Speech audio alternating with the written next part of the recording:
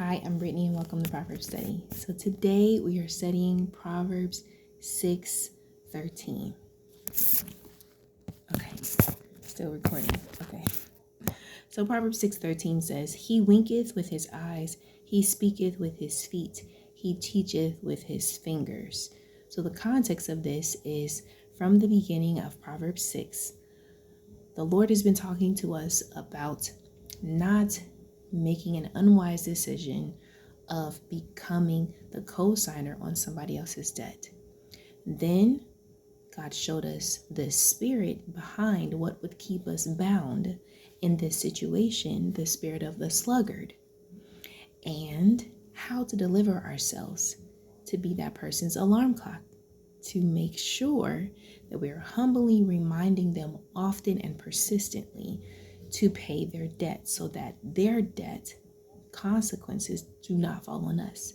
Now, God had moved into the wicked person, identifying the wicked person. And it seems to be no clear connection, but maybe there is. So this wicked person, we know the type of wickedness that they're in. They want to lie to other people. They are a person of worthlessness, not because they don't have worth, but because they have not connected worth to themselves. They have not found the worth within themselves. And what do they do as a result? They lie to other people because maybe they expect everyone to lie to them.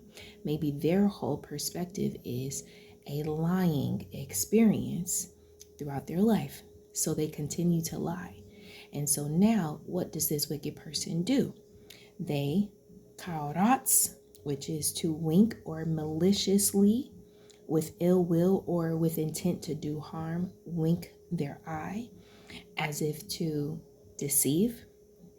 Then they speak or malau with his feet, rekel.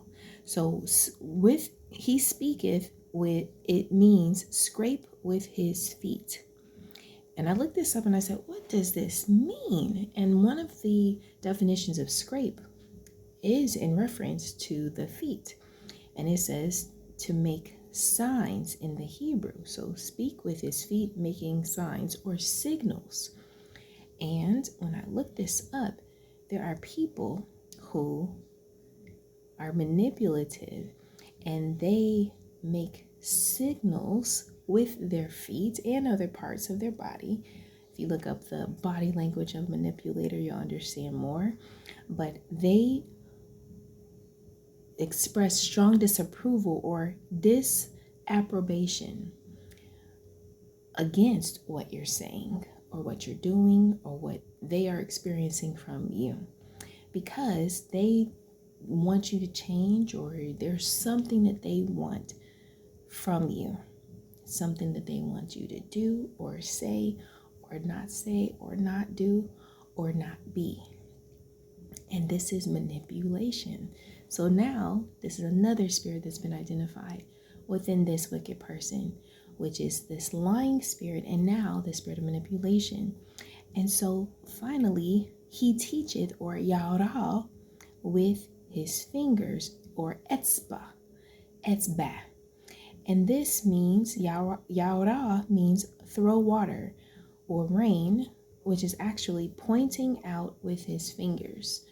And so I think about the reality TV shows when you're waiting for the moment when they get into an argument, they're sitting at the dinner table at a public place and they throw the wine on each other or they throw the water in each other's face. And it's a classic thing. Everybody waits for it and it's hilarious.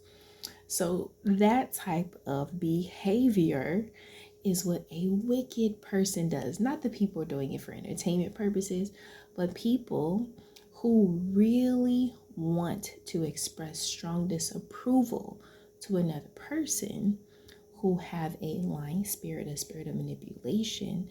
They will do these things. They will throw water in someone's face or at them, and they will point out with their fingers, constantly pointing to what another person is doing wrong, never pointing the finger back at themselves or walking in humility or saying that I'm sorry that I did this. No, they're always pointing at the other person to try to make it seem like you are the cause of all the problems that they're identifying at the present moment.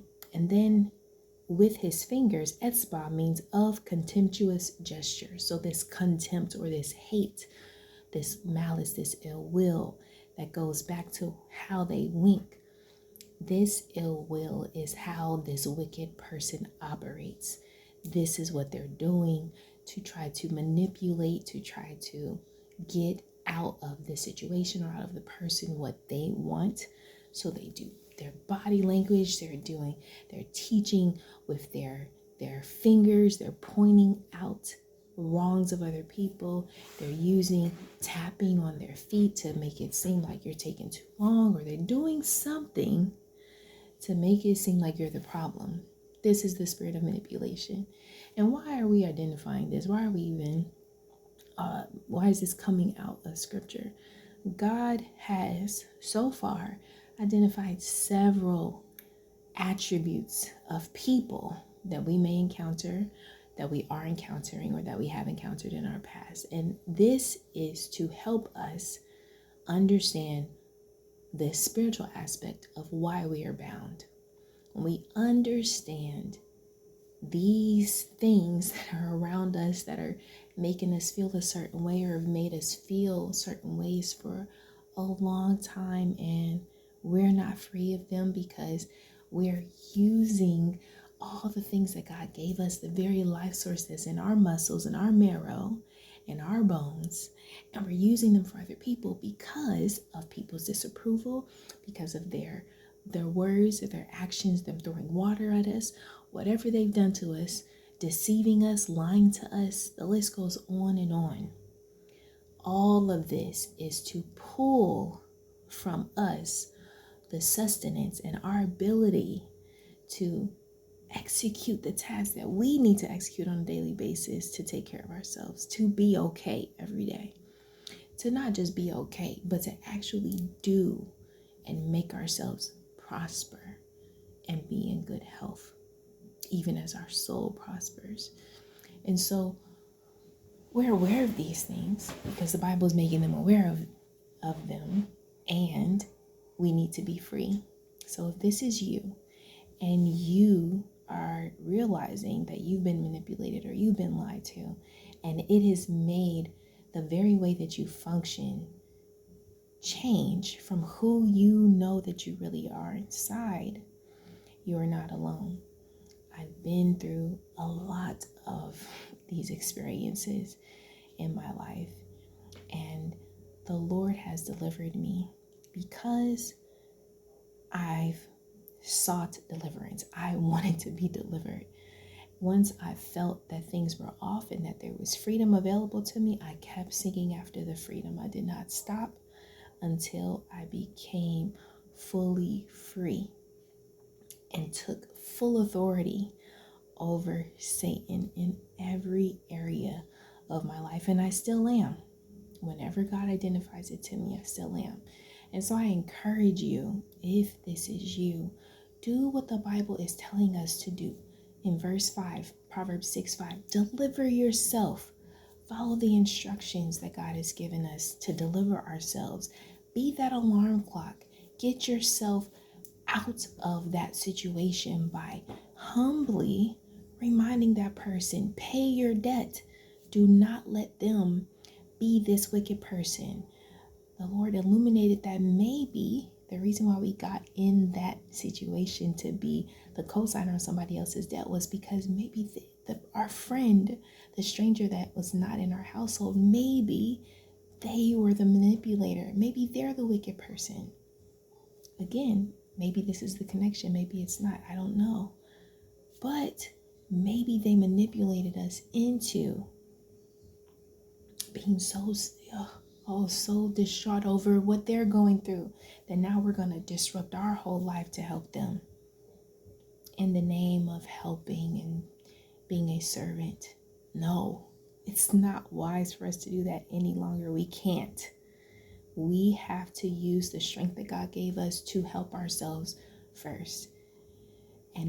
once we are in a place of rest and peace with God and with ourselves and with our circumstances, we're in a stable place, then if the Lord leads us to, then we can provide help. And that's not to be selfish, just not to, be malicious or anything like that. That's using wisdom to understand how we should function in our life, to prosper and be in good health, even as our soul prospers, as the Lord wills for us to do. So I hope this helped you. I hope this blessed you. If you have any questions, please put them below in the comments, as you have been doing. As always, have a wonderful day, and I'll see you tomorrow.